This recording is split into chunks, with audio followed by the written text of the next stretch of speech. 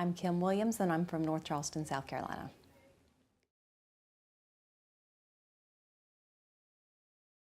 Well, unfortunately, I had a stroke in April of 2014, a week before my 47th birthday. I was sleeping and just woke up after only being asleep about an hour and a half, and just didn't feel like something was right, but I couldn't put my finger on what it was, and just, I kind of wandered around the house. I went to the bathroom, I went to the kitchen, and when I went to the kitchen, I started talking to myself and realized I was slurring my words, and right then I knew.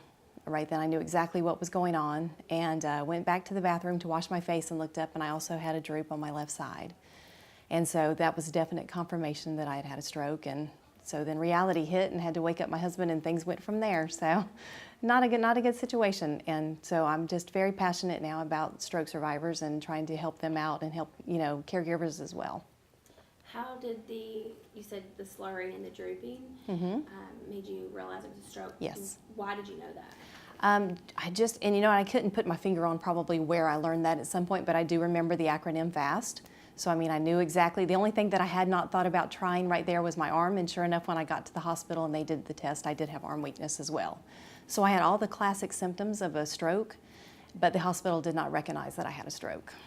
So that was quite different. So now I also realize that you have to be your own advocate. If you are aware of what the signs and symptoms of a stroke are, so maybe you know what's happening to you, and you can fight for yourself when somebody else might not.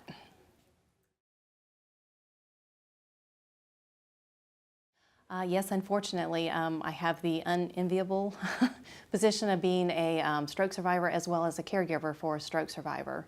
My father had a stroke, his first stroke in 2004. He was very active, just always on the go, going everywhere, doing everything, and this stroke sidelined him because it affected his vision. So he went from being this person that was just on the go and doing everything to having someone to drive him everywhere, and just kind of really changed his life. But he recovered greatly from that until, unfortunately, he had a fatal stroke in 2011. So I've kind of been on both ends of the spectrum now, and I kind of wish he was here to be able to talk to him about it, so a little different. Yeah, he would. Wow.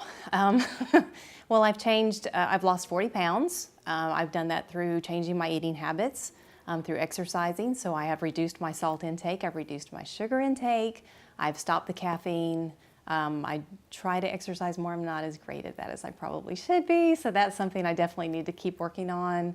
So, it has changed my life drastically. When we go out to eat, I'm very careful. There's no fried foods. There's just nothing but grilled and healthy and vegetables and fruits. And yes, it's a complete change to my hamburger and French fries and sodas from before. So, yes, and it's changed my family's life because I'm eating differently, they're eating differently.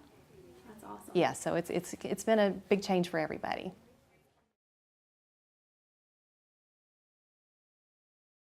Oh boy, definitely go to the doctor. Definitely know your history. You need to know your medical history, your family history. You need to go to the doctor annually, and I don't just mean an OB/GYN. You need to go to a primary care doctor. You need to know your blood pressure. You need to know your cholesterol. If you have diabetes, you keep it in check.